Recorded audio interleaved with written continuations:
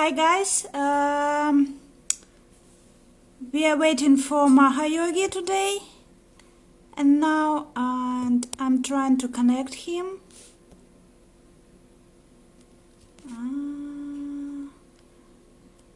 Yeah, I see. 1 minute. I hope we will connect it. He'll be connected now. Okay. While we are waiting for Mahayogi, and I hope that he's here.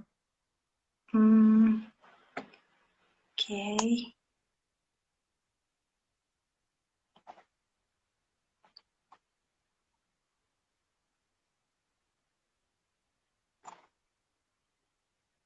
One moment. Today we will talk about Apsaras and Mahayogi is almost here. Yeah. Hi. Hi, Hello. Dandala. Hi, Okay, how are you? for I'm okay. I want to introduce you for those who don't know us or who participate in our live stream for the first time. Today we will make the stream about Apsaras with Mahayogi, our guru in Mahabharata Gods and Heroes story. Yeah, and we will talk about Apsaras in the case of their charm and seductiveness. And Mahayogi will tell us some stories about Apsaras and sages and how sages couldn't resist their charm. I think this will be the topic of our day today. And guys, don't forget, you can send us your questions, and we will answer the live stream. I will ask these questions for Mahayogi, and he will review the story and answer all your questions like the previous times. That's why don't hesitate and write your questions. Okay, let's start. Yeah. All right. Well, do you want to put that's a big, that's a big category. You want to, I can tell you something about Apsaras. So the Apsaras are heavenly damsels. They're mentioned in the Rig Veda. The first mention of the Apsara is probably Urvashi. And Urvashi is connected with Indra. The actual Vedas offer hymns to the different gods like Agni, especially the fire god, and Indra, the god of the rain. If you think about our our closest physical experience of God, the rain is probably the most powerful.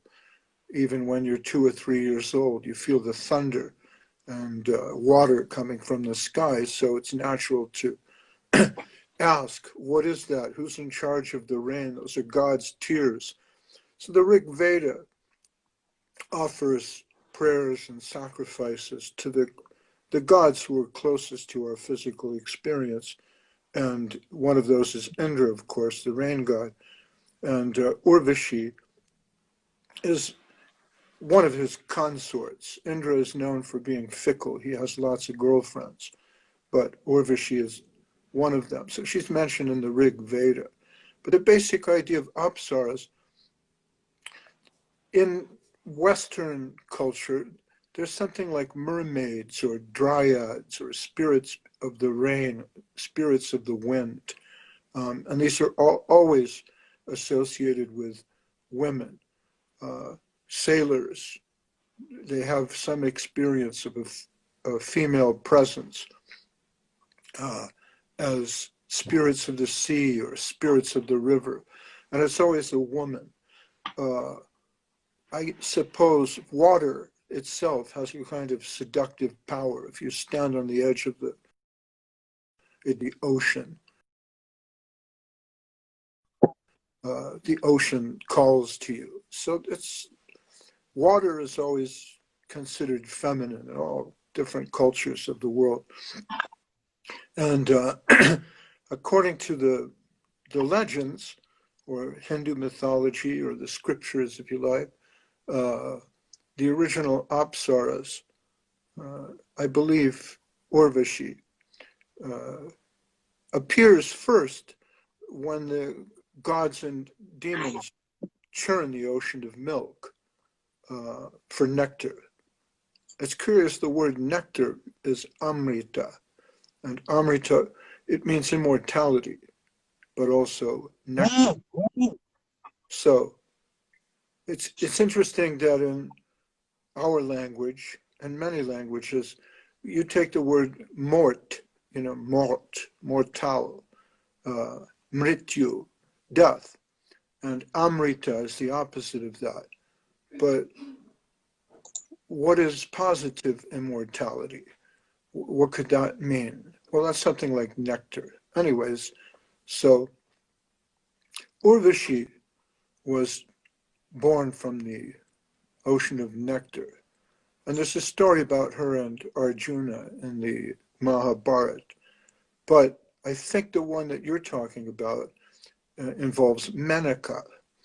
And Menaka was an interesting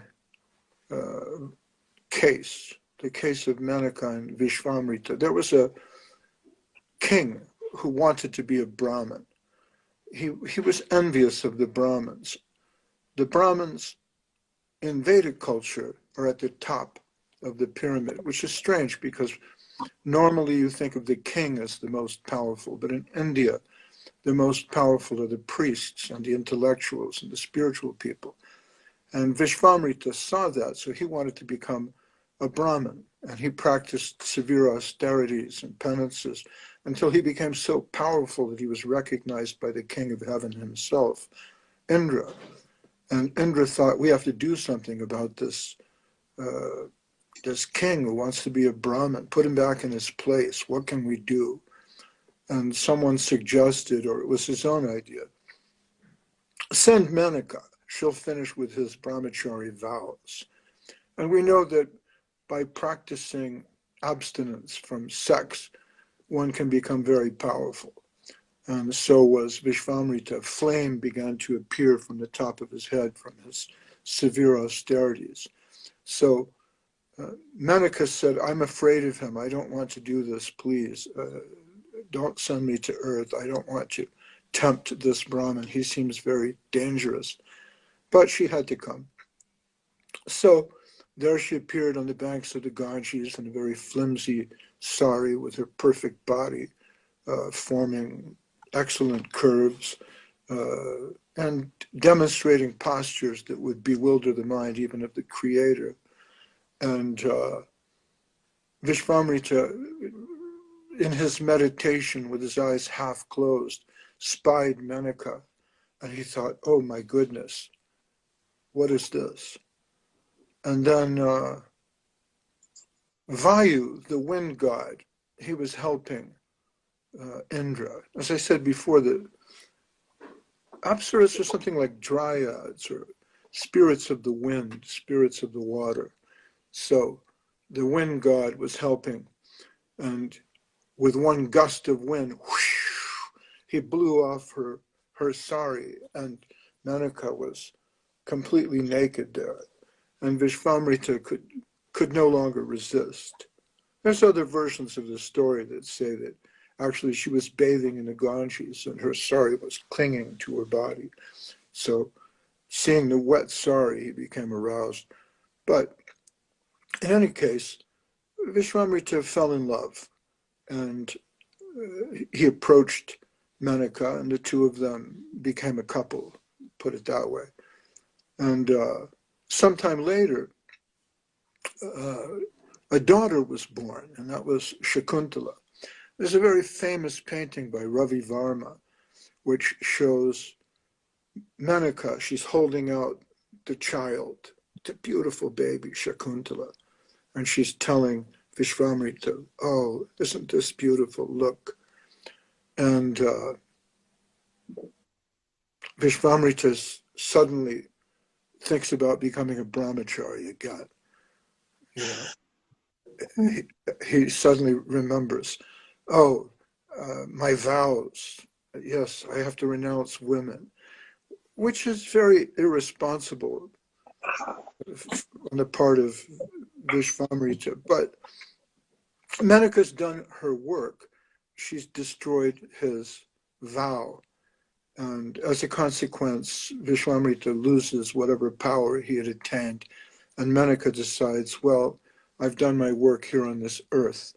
And very cruelly, she abandons her daughter, Shakuntala, on the banks of the sacred river. And Shakuntala is adopted by these birds, the Shakunta birds. That's why she's called Shakuntala, who make a nest for her and bring her things to eat from the forest and feed her until she's discovered by a sage, Kanva. And Kanva adopts her into his ashram. Years later, of course, she falls in love with Dushyant, a king, who gets her pregnant and abandons her in the same way that her father had abandoned her. But she goes to the king's court, Dushyant. It's a very famous story. This was later made into a play by the Sanskrit poet Kavi. The name escapes me. I'm nervous. But anyway, Kalidas. And the story was told to me by Sridhar Maharaj, and later I saw it in the Mahabharata. But it's interesting because the story by Kalidas, it's a warmer drama, and the way presented by Vyas, it's a bit more austere. In the version of Vyas, she goes to the king and says, here's your child. And the king says, no, I don't know who this is. In the version of Kalidas, there's a ring, because Dushyant gives her a ring and says, well, if you're ever in my kingdom, come see me and show me the ring. But he has amnesia and can't remember her. So she goes to show him the ring, but the ring had fallen into the river and was eaten by a fish. So sometime later they capture a fisherman. He has the ring. It's an interesting drama. But anyway, it turns out that the son of Shakuntala is Bharat, who is famous in the Mahabharata because even the title of the book, Mahabharata, it's the story of the greater Bharat. In other words, the sons and the dynasty of Bharat is what is modern India. So Bharat himself is the grandson of an Apsara. So the Apsaras have this sort of strange, mystical, and powerful influence in the story of India. And also in Cambodia, the Apsaras or celestial nymphs, if you like. They're very important. I visited Angkor Wat there with Avadut Maharaj a few years back. And the walls of the temple there of Vishnu in Angkor Wat are covered with very fine and delicate carvings of Apsaras. And they say that that temple was built in the lifetime of Surya Varman the seventh, a king of Cambodia. But it's hard to conceive how those carvings were made in only 35 years, because if you go to Angkor Thom, which is down the road a little bit, built by Jayavarman, you'll notice that the carvings are very crude, and those were definitely done during the lifetime of the king, about 35 years. But the carvings in stone of the Mahabharata and the Apsaras and Angkor Wat are so fine and delicate. They must have taken hundreds of years for them to perfectly carve all of that. So it remains a bit of a mystery. And anyways, Apsaras are still a very important part of Indian dance, Cambodian dance, for their power to seduce. Now you ask me, how is it or why is it that the Apsaras have this power to seduce? And it's a very simple matter, don't you think? Human beings, men especially, were very silly in that respect. And we see a finely curved ankle and immediately fall in love. So just as Vishvamrita, he was a very powerful sage. He was dedicated to his vow, and everything he did was very well considered. But even so, he lost all his reason just seeing the finely turned ankles of Menaka and hearing her ankle bells. It's a story that gets repeated again and again. Okay, sorry, we have a question. In Upanishad, it says that they live in between sky and water. What it means? Are they made up of water and sky element? Well, that gets back to what I said. These are female spirits that live between sky and water. So they're like water spirits or sky spirits. In Western culture, for example, I was just looking in Irish culture, they have selkies. And selkies are a combination of women and fish or seals. And they like appear mermaid. Exactly. Yeah. Mermaids. Right. So you have this in Western culture, the idea of mermaids, or in the Odyssey of Homer, there's the sirens who call to the sailors. So the idea that the ocean, the sea, the rivers are personified as female spiritual entities.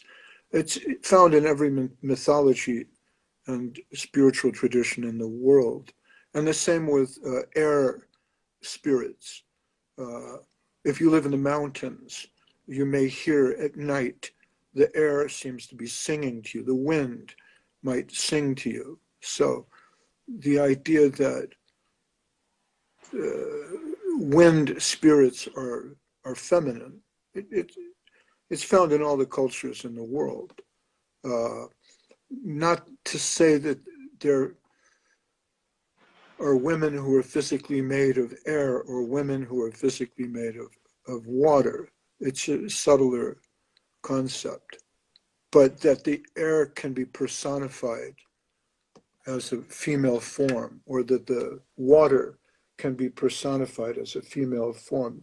This idea is really found in many different cultures. And so in the Vedas, we have the Apsaras. If an Apsara came to you and danced, you would not think, oh, she's made of wind. But, in poetry, women are often compared to the air. Why? Because the air can be your friend, it can be your enemy. If you're a sailor, you need the wind to sail. But if there's too much wind, it's dangerous, it's a storm. And women have a stormy character, I suppose. I don't want to get too misogynistic about it, but ships are always named for women, hurricanes until recently.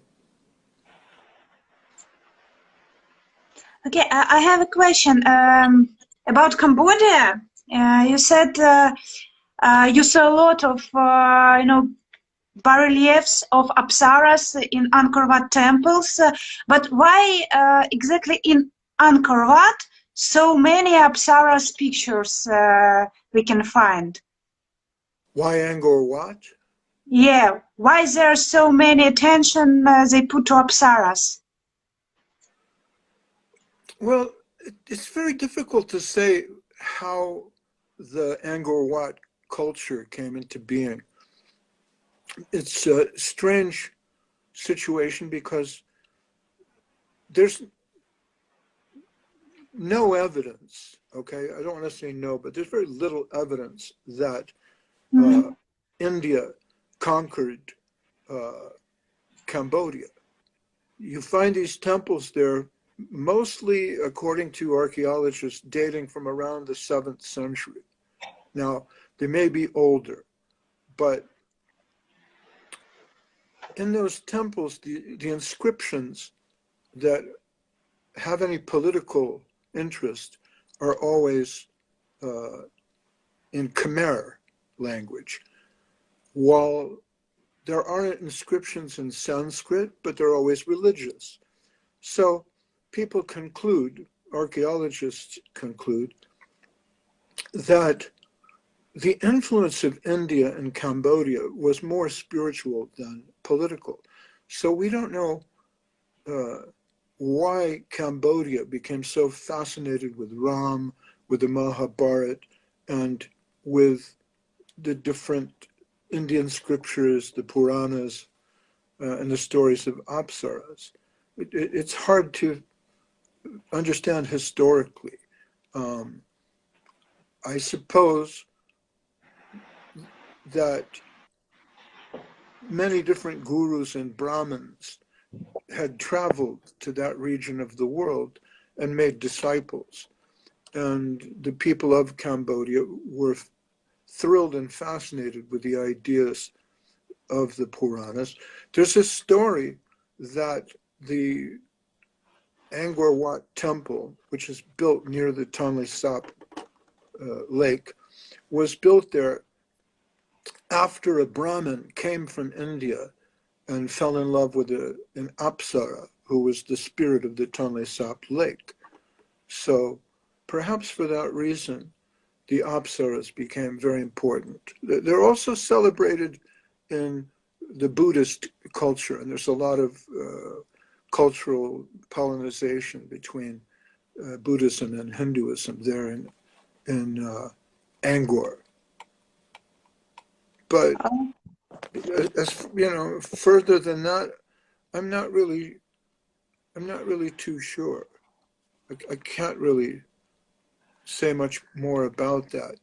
But I suppose if you think of the divine female form in its summit, you would consider the goddesses like Parvati, Durga, and Saraswati.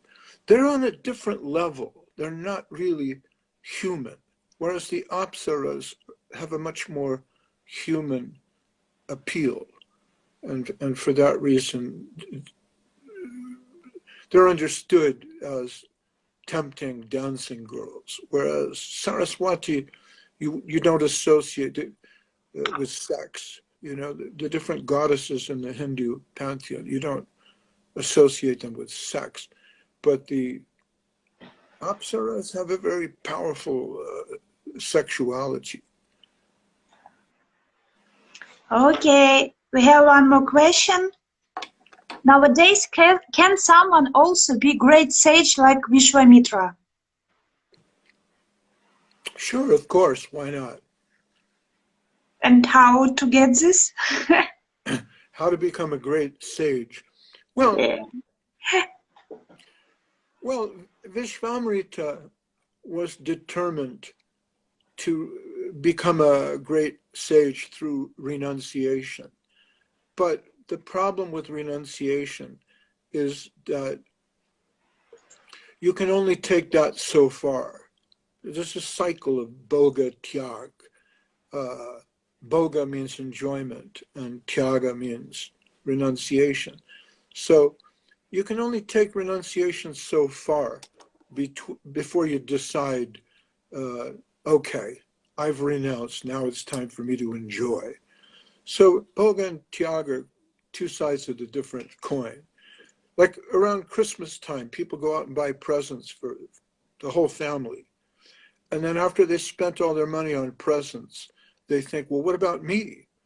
And then they have to buy something for themselves. And the commercial powers that be know this. So they promote, buy something for your family. Don't you love them? So we renounce and we give everything up and we buy nice things for our family, but then later on, the desire to enjoy comes. So it's very difficult to become a sadhu through pure renunciation. That's why in the age of Kali, the path of bhakti is recommended, because bhakti means divine love, dedication. So by becoming a lover of God, it's easier to give everything up, because you're giving it up for a higher purpose. So in this lifetime, I had the good fortune to meet His Divine Grace A.C. Bhaktivedanta Swami Prabhupada, who began the ISKCON mission. And I also had the opportunity to know and serve Bhakti Rakshak Sridhar Dev Goswami. And we printed a few of his books. And also met Govinda Maharaj, or Bhakti Sundar Govinda Dev Goswami. And these men were very different in their character, but they were all great sages. And India is the land of sages and scholars. And I think it's quite possible to become an illuminated saint. The difficulty with Vishramrita is he was confronted with Menaka. Of course, we all have our own different Menaka in our life. Many beautiful women may come and tempt one from the path, but I don't think personally that it's a healthy spiritual position to see women as temptresses always. Women are rightly worshipped as goddesses and spirits of the wind and sea, because in many important ways they can guide us. Of course, the sailors don't really worship the Apsaras, but they're good to have on your side. Okay, we have one more question. Why there is a lot of absence of spiritual knowledge and power in Kali Yuga? That's a very good question. I think that we've all been tempted by the Apsara of industrial development and consumerism. We've used our science to train the elements of the earth, wind, and the sky into technological Apsaras who give us what we want. And because we're so seduced by this kind of power, we think ourselves gods, and we forget the spiritual path. We're constantly being told to think of ourselves as immortal, and that you can be immortal if you have a new cell phone or you have a new app, you know. So all these different things seduce us, and in our state of being seduced by the shining bottles and the colorful apps, we forget that this body is temporary, we won't live forever, that death is sitting on our shoulder, and that it is wise to consider the eternal path. So Kali means the Iron Age. So many different technological advantages have destroyed our ability to think, really, and to contemplate our inner self. Just like we have this communication here on the Instagram. Instagram is beautiful. It allows me to talk to people thousands of miles away. But now that we can have conversations like this one, we don't have conversations with our friends, our family, and our spiritual guides. We don't have deep conversations anymore. I got a message this morning, so-and-so said something on tweet, see it before it disappears. And I thought, yeah, everything is so ephemeral It all disappears so fast.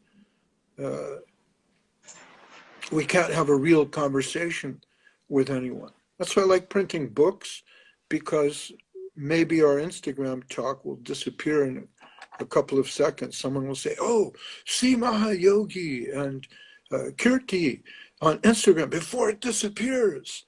And maybe we'll get, 20 or 30 likes. But if I print a book, it will still be there in 30 years and 40 years. So I like that. I don't know if that answers your question. The question was about why we have so many absence in Kali Yuga about spiritual life and spiritual knowledge. So the word Kali, it means iron. And if you think of the Iron Age as opposed to the Golden Age, iron is all about making cool things, technology. The technology of the iron swords gave us a chance to conquer other races and nations. And then finally that leads into the age of automobiles and cars, gasoline and petroleum. Everything we're doing now is based on petroleum.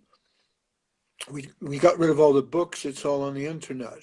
If somebody says, what about, the Apsaras? Oh, you can find it on the internet. Everything's on the internet. But what happens when you run out of petroleum and there's no more electricity? Then the internet's gone, the books are gone, all the knowledge of previous generations, it's all gone. And then we fall into ignorance. And don't think that I'm just being a doomsayer and that I'm inventing this as some wild conspiracy theory. It's quite possible that we finish the oil and then we're left with barbarism and decadence. It's quite possible that we spend all our money on a new COVID vaccine only to find that 2 years down the line there's a new virus, there's a new bacteria or economic disaster. And then all knowledge gets wiped out. And that's the threat of Kali Yuga in the end. It's very seductive. It's very promising. You can put all the world knowledge on a little tiny metal chip like that. But what happens when the electricity goes, the civilization goes, all that knowledge will go as well. And then who are we? So the Greeks had it right. The Greeks said, know thyself. Socrates, Plato, they looked at the stars and tried to understand things. They looked into their souls and tried to understand things. The ancient Indian civilization went even deeper. They were research scientists into the nature of consciousness thousands of years ago.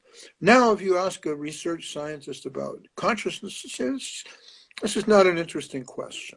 It's not important. We don't need to talk about that. The interesting question is about how to get more energy out of matter. But they don't consider that spiritual energy is driving everything. So Kali Yuga has to do with the seduction of technology. So you could say that the Apsaras of technology have seduced us. Okay, we have one more question. If everything is already decided by God, then what is actual purpose of human being on earth? What life actually means to us? Only doing our karma? Well, I think those are three different questions. What was the first? Yeah. If everything is already decided by God, then what is actual purpose of human being on earth? Okay. This is a very good question. First, you have to think about if everything is decided by God, as the questioner puts it. We like to think that there's free will. If you go to Cambodia, I went to visit this place called Kabal Spin, which is a river, and inside the river bed are thousands of Shiva Lingam, small Shiva Lingam, but it's carved into the rock, and it's been there for maybe 1,000 years. And this way, the water that travels over the lingams, the water from the river, is purified, according to the idea of those Cambodians who carved the lingams. And then right before the water pours over the mountain, there's a huge rock with a Mahavishnu figure carved into the rock. So the idea of Mahavishnu is interesting because it's the idea that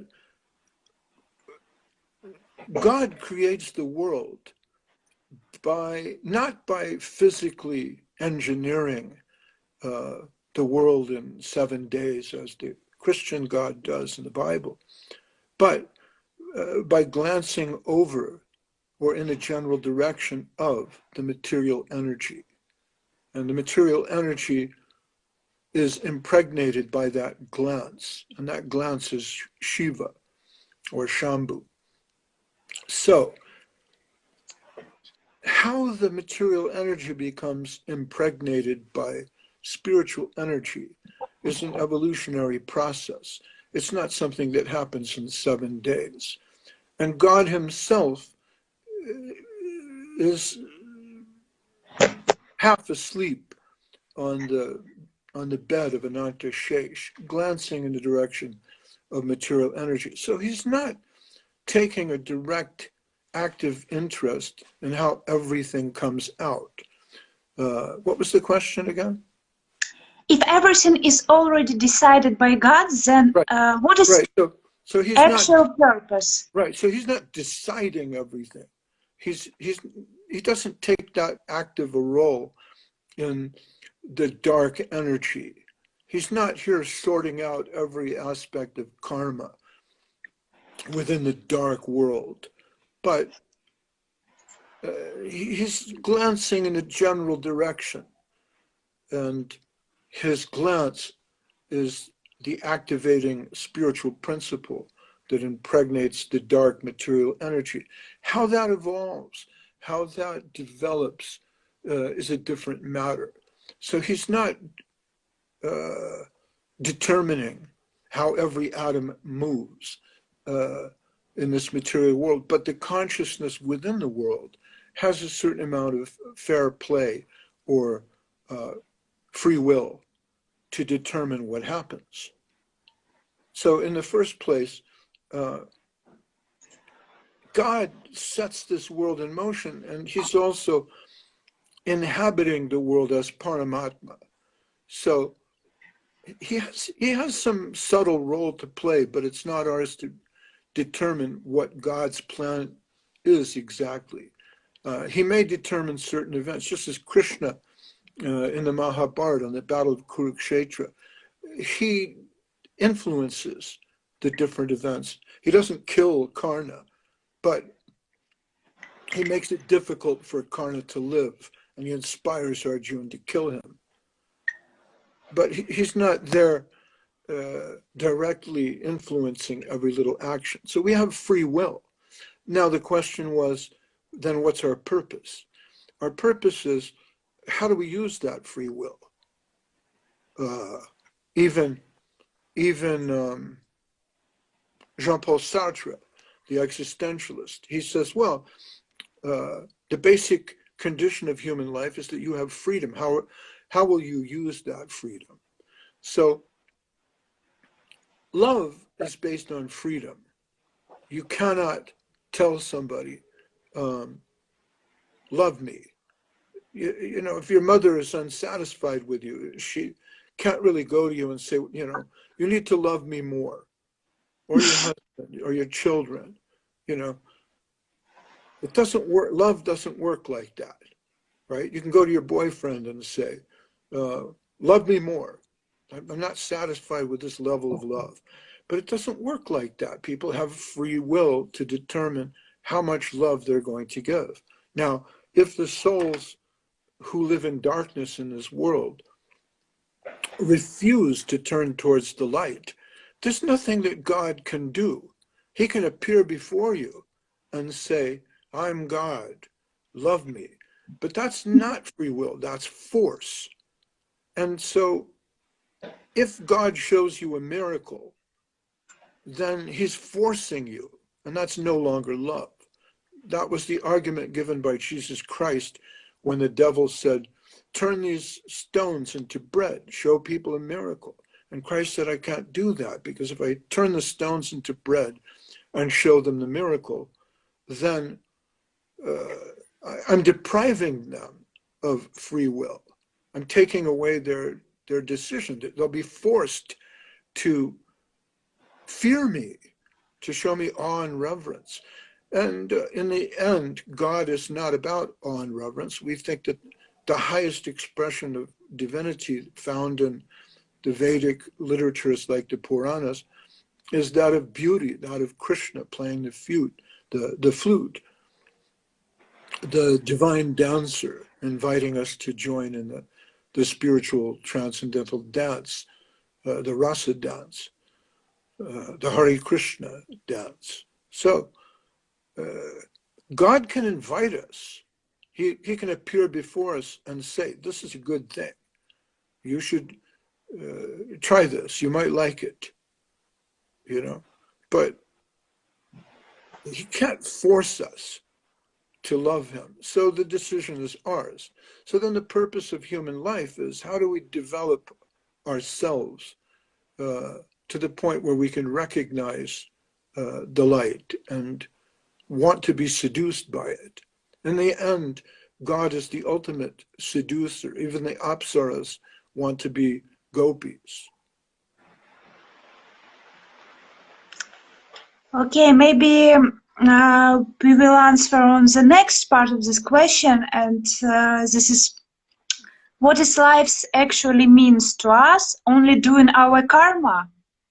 It's very close to your answer now, but maybe some words about karma you can say. Well, yes, Krishna says, do your karma and don't expect anything. Karmanyevari karaste mapaleshu kadachana. Don't expect anything. Just do your karma. And a lot of people take that as the principal message of the Bhagavad Gita. It's a good message. Do your karma and don't expect anything in return. It means you were meant to do certain things in life. And you may not be rich, you may not be famous, you may not achieve riches or recognition. Still, you have a certain talent, you have a certain God-given gift. Do that. But Arjuna is not satisfied with this message, and so the Bhagavad Gita goes on another 16 chapters after Krishna tells Arjuna, do your karma. Doing our karma is not sufficient because we want more than just action and reaction. We want a deeper connection than that. That's why Krishna later recommends bhakti, or divine love. And he says, all right, do your karma, but beyond that, develop the spirit of dedication. Dedicate yourself to God. And by the way, here I am. In the 11th chapter, he reveals himself to Arjuna as the Supreme Personality of Godhead.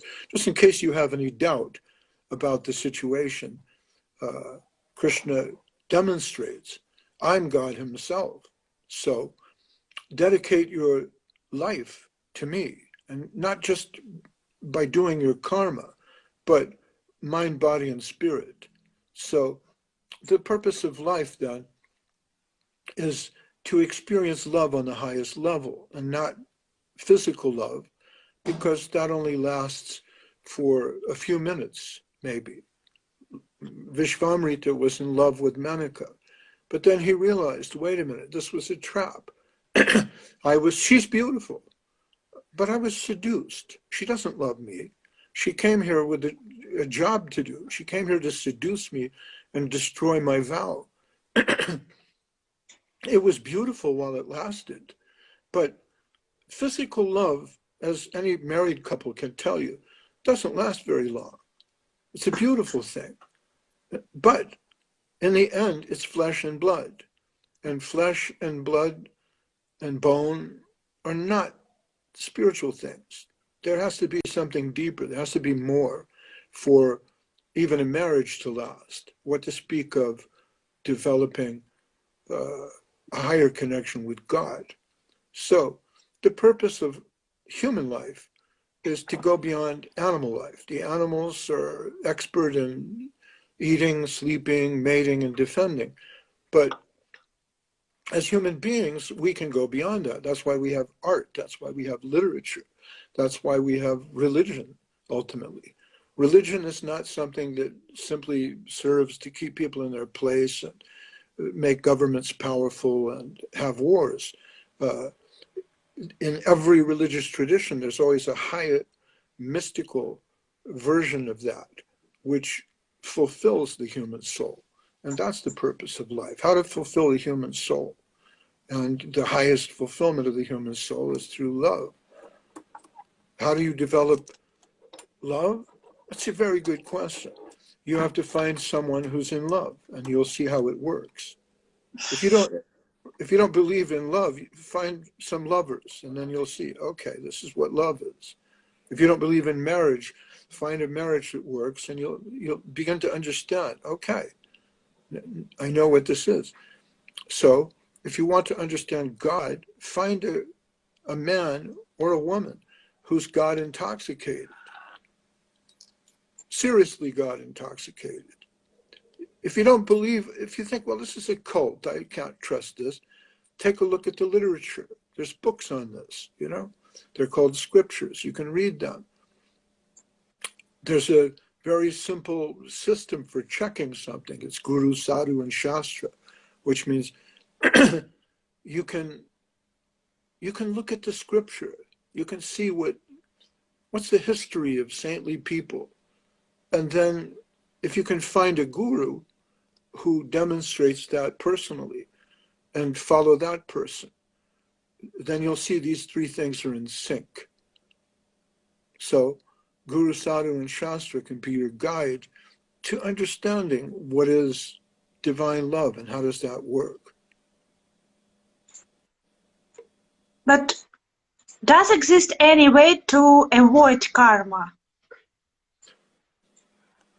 No, not really. Karma is pretty much inevitable, but the idea that your life is predetermined, karma is an interesting concept, okay? So if you think that everything in my life is predetermined, it's not so. Okay. You make decisions that change your life. And you can trace important movement in your life from the decisions that you make. You can say, well, if I hadn't gone to Ukraine, I would never have met Kirti and I wouldn't be talking to her now. So is that a karmic thing based on my last life? Maybe not. You know, karma might determine what you're born into, but then you have a certain amount of free will to create your life, to develop your life. Maybe what you develop in this life will carry you into a reaction in your next life. But Krishna tells us in the Bhagavad Gita, what's karma, what's vikarma, what's akarma. It's very difficult to understand, even by the great sages. We have one more very interesting question, and because the same question I hear a lot of times from people who don't believe in God. This double question. If everything is created by God, then who created the God? And what is his actual work? Well, these are atheistic questions, as you said. If God created everything, who created God? Well, this it's kind of a wrong-headed question on a lot of different levels, because you're assuming that the important role of God is as creator. Hegel points out that God is by himself and for himself. He has no other cause. If you like, you can look at the Upanishadic expression, Om Purnamada Purnamidam Purnat Purnam Udachyate, that divinity divided by itself is divinity. So God creates God. Balaram is created by Krishna. You know, Balaram creates Anantashesh. Anantashesh creates Mahavishnu. But it's all the infinite creating the infinite. Now, your problem, if you want to know who created God, is you can't wrap your mind around the infinite. You can't conceive of something greater than yourself. It's a nice sort of paradoxical question, but the idea of God as infinite is another paradox. So instead of saying who created God, concentrate on where did you come from? Who created you? You know, was it your mother? Did she have a mother? But who was the original mother? You know, and then to say, oh, well, the original mother also had a mother. Fine, read the Upanishads. You know, the infinite divided by the infinite is still infinite. God divided by himself is still God. God created God. You know, think about that. Is it possible that God creates God? Who created God? It's just one of those. And what was the other one? The karma thing. What's his work? Yeah, Right. yeah. What's his work? Well, that assumes that God has a boss who gives him something to do. And that's why we like the Krishna conception, because Krishna has nothing to do. God is by, right? God is by himself and for himself. He doesn't have to do anything. If you look at Brahma, the creator, what's his job? He creates. Okay. Indra, the god of the rain, what's his job? He makes the rain. Vayu, the god of the wind, what's his job? He makes the wind. Krishna, what's his job? He doesn't have a job. What? Yeah, that's right. All he does is dance and play his flute, and he likes to steal butter. No, that's not possible. Yeah, it's possible because, as Hegel put it, God is by himself and for himself. Whatever he does is for his own pleasure. He doesn't have a job, so God has no work. And, you know, God creates God. Who creates God? God. I think it's a little bit confusing for people to understand that he can do nothing. He no need to go work. Yeah, he doesn't have any work. Well, the person who is independent has no work. If you're on vacation, somebody says, what's your job? And you say, well, my job is to sit here and watch the ocean come in and out and, you know, listen to the birds. What? You don't have a job? No, I'm rich. Why? You have to work? Oh, okay. Then your existence is conditional. Mine is unconditional. So God's unconditional existence means that he doesn't have to do anything. He's free. The idea that he has to work means that he's a slave somehow, but he's not a slave to you or anyone else. The idea that if you pose that there must be an original cause, and that I can think, all right, yeah, that's a thing, that's a philosophical thing. Then you can't go beyond that to say, well, what's the original cause of the original cause? Ha ha ha ha. Your problem there is you're discovering the paradox of the infinite. But the infinite is paradoxical. This has been contemplated in the Upanishads. Of course, if you like atheism, you can always, you know, take shelter of that and say silly things like, who created God? Can God create? If God can do anything, can he commit suicide? Right? Someone asked Govinda Maharaj. And Govinda Maharaj says, yeah, of course, he does so in the Brahmajyoti. In other words, the undifferentiated consciousness that has no awareness of individuality, that is called Brahman. This is God's suicide, because his personality doesn't exist there. But the Supreme Personality of Godhead, he's by himself and for himself. He has no conditions. Okay, we have more question. It's the next one is very close to this one. The first part of this question is, who is the Supreme Creator? Who creates the universe and everything, also gods? I think you have already answered about gods, but about the universe. There's a very, very interesting book on this subject that was discovered in South India by Sri Chaitanya Mahaprabhu in his pilgrimages to South India in around the year 1500 or so, at the beginning of the 16th century. And that book is called the Brahma Samhita. And the ideas that I was explaining about Mahavishnu are very carefully given there. The Brahma Samhita is attributed to Brahma, the creator. So if you're interested in understanding more chapter and verse about how exactly that phenomenon plays out, I would recommend reading the Brahma Samhita. I don't have time to really get into that here. And I think this will be the last one question for today. Why Indra always enjoying with Apsara? Why this leverage given to him? Why what?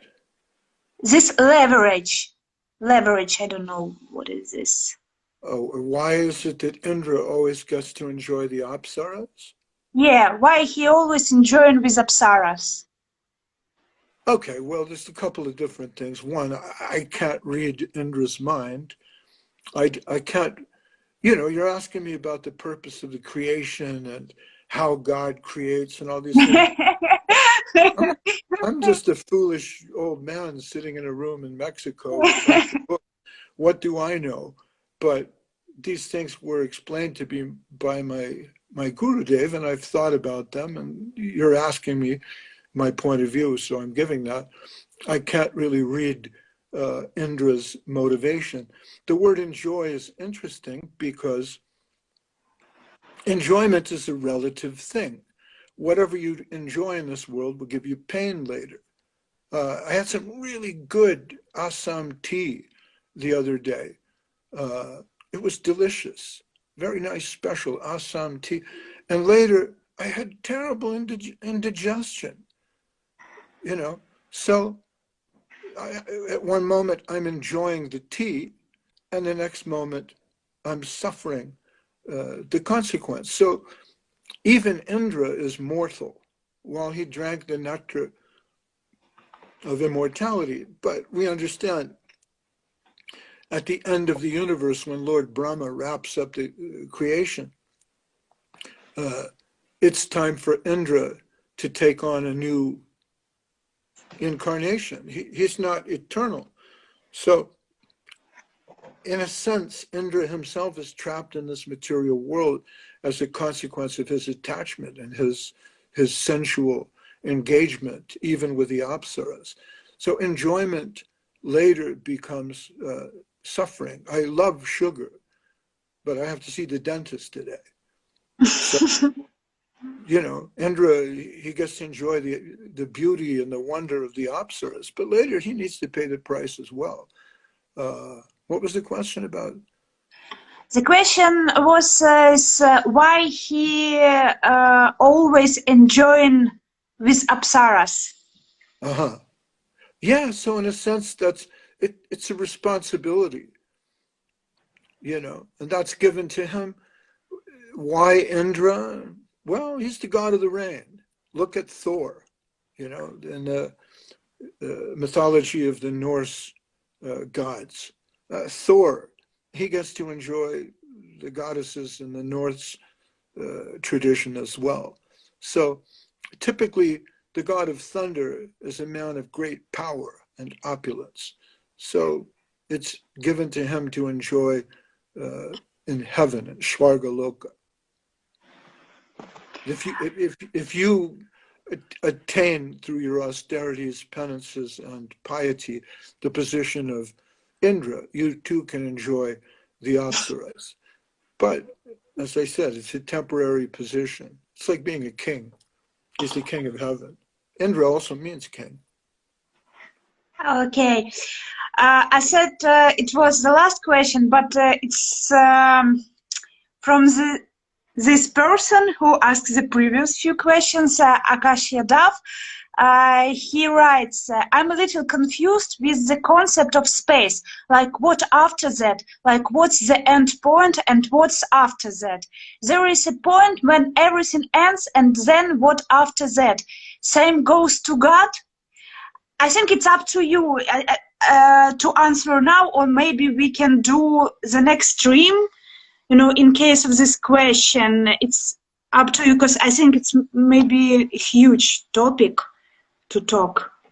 Well, yeah, infinite space is a huge topic, but see, the questioner is struggling or grappling with the idea of infinite space in a finite world. So, is the material universe infinite or finite? And if space is infinite, what's beyond the infinite space? Yes, it's the same problem. You're having difficulty defining infinite. And of course, that would be a problem because infinite is an imaginary number. So, scientists like to play with the problem, like a Mobius strip, a three-dimensional Mobius strip. Does the universe fall back on itself? But one of the problems with the whole definition of universe as finite or infinite in time and space is that people who consider the question always want to separate the idea of consciousness from space and time. So you have this physical universe, but we don't want to discuss this in metaphysical terms because it gets fuzzy. But to absolutely deny the existence of anything metaphysical, I think is intellectually dishonest, because you and I are metaphysical beings. We're biological beings, at least.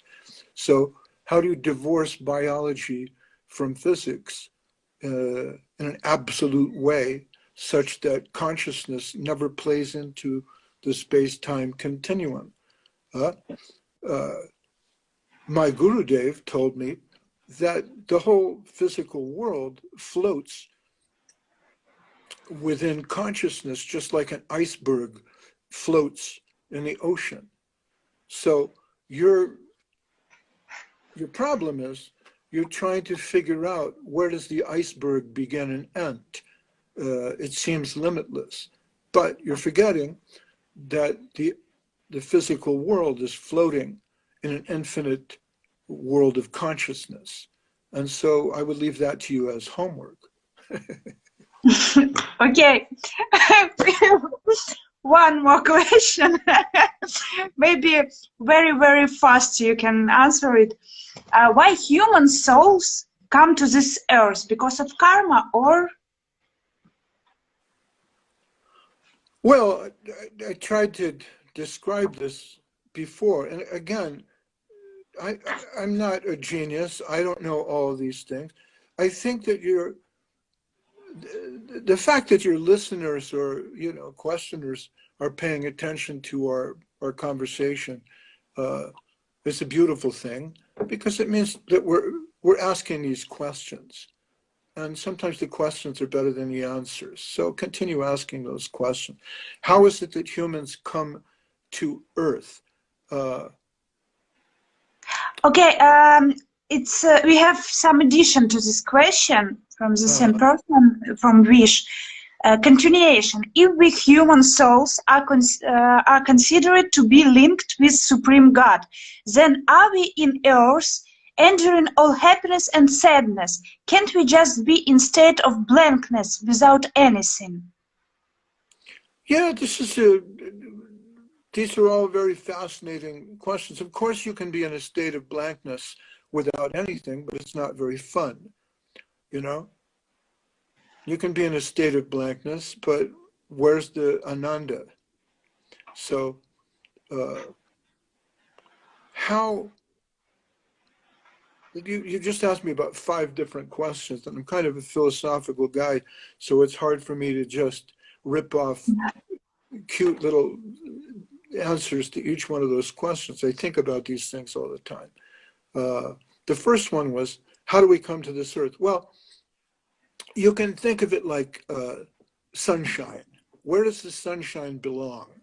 Okay, it belongs in the sun. So, and yet there's sunshine here. So the spirit, where does it belong? It belongs with God. How is it here in this world? Well, according to my best understanding of that, at some point in time, we existed more or less in a blank state, like you're saying. The soul was in a situation of undifferentiated consciousness, a kind of blank state. But being unsatisfied with the blank state, the soul wants to experience something. And when it occurs to the individual soul that I am godlike, I would like to be like God in a fuller sense, then we gradually devolve out of that undifferentiated state into the physical universe, where we find a situation here. It may be millions of years before we come upon the human form of life. We may be ensconced in different forms, different physical forms. The soul consciousness may travel through a number of different species, growing and evolving along the way. We may take birth as an octopus with sensual feeling in every tentacle and cell of our body. And gradually we come to the human form of life. It's not an instant process. We don't suddenly go, bang, from a vague, blank spirituality to an evolved human consciousness. This may be an evolutionary process that takes millions of years.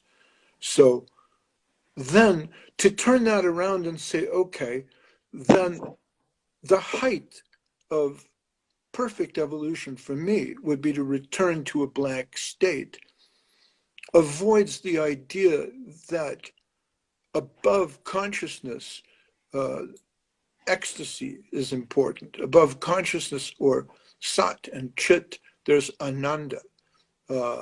And according to ancient Vedic scriptures that I've been through and that I was taught by my Guru Dev, the higher level of consciousness is ananda, or bliss, ecstasy. But perfect ecstasy can only exist with love, with bhakti. So the highest evolutionary state above the human level, above the Apsara level, above the Indra level, above the Brahma level, is that of a devotee of Krishna, a Vaishnava. So, can we exist in a blank state? Sure, but that's not the highest level of spiritual evolution. The Buddha felt that the blank state was a more valuable state than the suffering of this world. This world has pain. So the solution is to go to sleep. But sleep versus, dynamic, positive immortality, Amrita. We like the idea of Amrita. So the happiness and pain that we suffer on this planet, it's a problem. do we throw out the happiness with the pain and become nothing in a blank state? Or do we try to go for real happiness and ananda? That's the challenge that's offered by Sri Chaitanya Mahaprabhu and his particular take on the Vedanta.